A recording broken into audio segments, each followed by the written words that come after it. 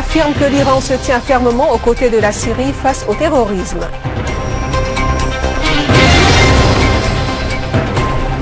Lavrov appelle à la coordination directe avec la Syrie dans la lutte contre Daesh.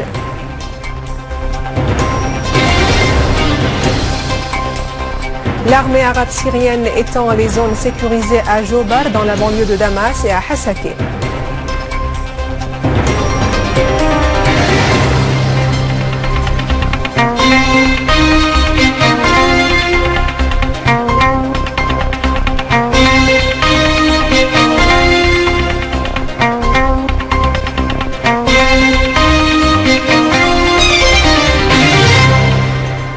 Bonsoir et bienvenue. Après les titres, voici notre journal. Le président iranien Hassan Rouhani a réitéré le soutien permanent de son pays à la Syrie face au terrorisme qu'elle affronte.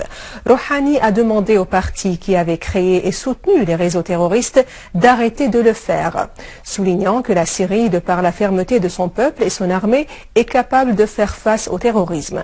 C'était au cours de son entretien avec M. Walid El-Mouallem, vice-président du Conseil des ministres, ministre des Affaires étrangères et des expatriés. M. Mouallem étant à la tête d'une délégation syrienne à la conférence internationale sur la lutte contre la violence et l'extrémisme dont les travaux avaient débuté hier à Téhéran. Le ministre Al-Mouallem a fait un exposé des dimensions des événements en cours en Syrie ainsi que du rôle de certains pays régionaux et occidentaux connus pour leur soutien aux terroristes. Il a souligné la nécessité que des pressions soient exercées sur ces pays pour stopper ce soutien, affirmant que la Syrie maintiendra sa fermeté pour éradiquer le terrorisme et rétablir sa stabilité. Al-Mouallem a remercié l'Iran au nom de la Syrie pour son soutien dans les différents domaines.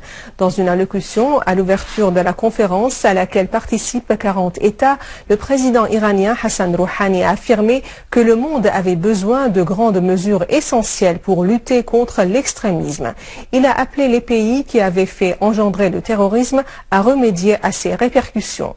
Rouhani a souligné la nécessité d'une coordination efficace entre tous les pays pour éradiquer le terrorisme. Le ministre russe des Affaires étrangères, Sergei Lavrov, a appelé les États-Unis à coordonner directement avec la Syrie dans la campagne menée contre le réseau terroriste de l'État islamique en Syrie. Dans un entretien avec l'agence Novosti, Lavrov a indiqué que la lutte antiterroriste est inaccessible dans un État souverain sans la coordination appropriée avec les autorités légitimes dans ce pays. Lavrov a ajouté que Moscou avait à plusieurs reprises incité Washington à contacter le gouvernement syrien dans la guerre contre les terroristes de Daesh. Lavrov a indiqué que les États-Unis ne considèrent point la Russie comme participant direct à la coalition contre Daesh créée par Washington selon ses propres lois et sans aucun respect du droit international. Lavrov a estimé que les appels des responsables américains pour adhérer aux efforts de la lutte contre les terroristes de Daesh, de l'État islamique, ne sont pas convaincants. Le ministre russe des Affaires étrangères Sergei Lavrov a exprimé son inquiétude de la croissance de l'activité des réseaux terroristes extrémistes, y compris Daesh, en Syrie et dans la région. Cette déclaration de Lavrov a été faite au cours d'une conférence de presse avec son homologue belge Didier Reynders à Moscou.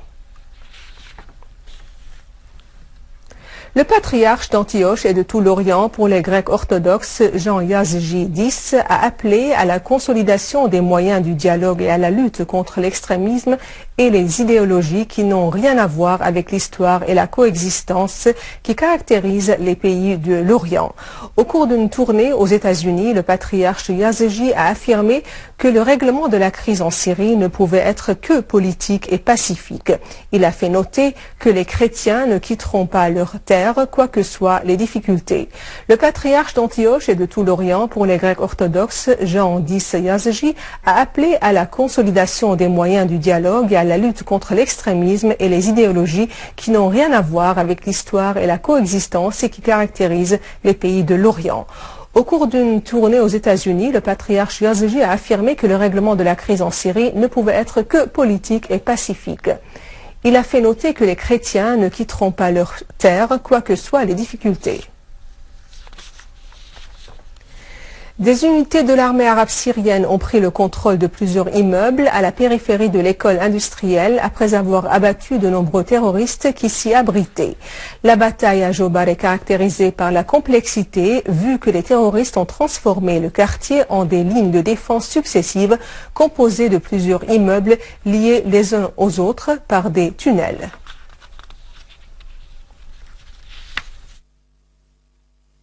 Et dans la banlieue de Hasakeh, des unités de l'armée arabe syrienne ont nettoyé les villages de Siha, Touq el-Melh et Qabr Amer des terroristes. L'armée arabe syrienne, qui a intensifié ses opérations dans la banlieue ouest de Hasakeh, s'est emparée des dizaines de villages. Des unités de l'armée ont pris le contrôle du village stratégique de Touq el-Melh pour empêcher toute infiltration des groupes terroristes armés dans la ville de Hasakeh. Les unités de l'armée continuent en outre à avancer en direction de Tel Majdal, dernier quartier général des groupes terroristes armés dans la banlieue ouest de Hasakeh.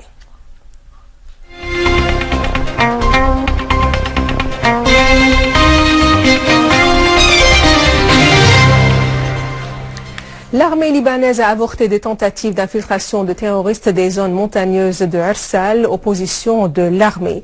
L'armée a mené des opérations préventives contre les positions des terroristes dans les zones montagneuses de Arsal et de Qalamoun, précisément à Mar Taiba, Wadi Mira, Rahwa, Wadi Khail et Wadi Hmayed, éliminant plusieurs terroristes et blessant d'autres.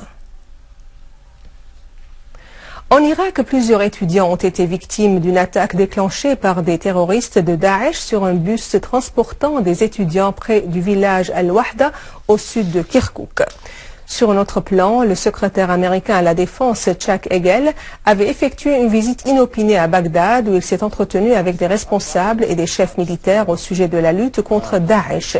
Il s'agit de la dernière tournée de Hagel en tant que secrétaire à la défense après sa démission de son poste. Le président américain Barack Obama avait officiellement désigné Ashton Carter successeur à Hagel. Ainsi s'achève notre journal. Voici un rappel des principaux titres. Rouhani affirme que l'Iran se tient fermement aux côtés de la Syrie face au terrorisme.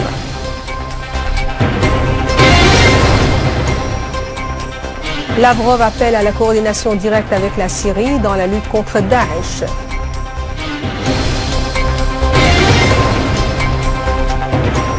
L'armée arabe syrienne étend les zones sécurisées à Jobar, dans la banlieue de Damas et à Hasakeh. Et à la fin, je vous rappelle que vous pouvez consulter notre site internet syriaonline.sy pour revoir ce journal et d'autres informations. Merci de votre attention. Passez une excellente journée sur notre chaîne. Au revoir.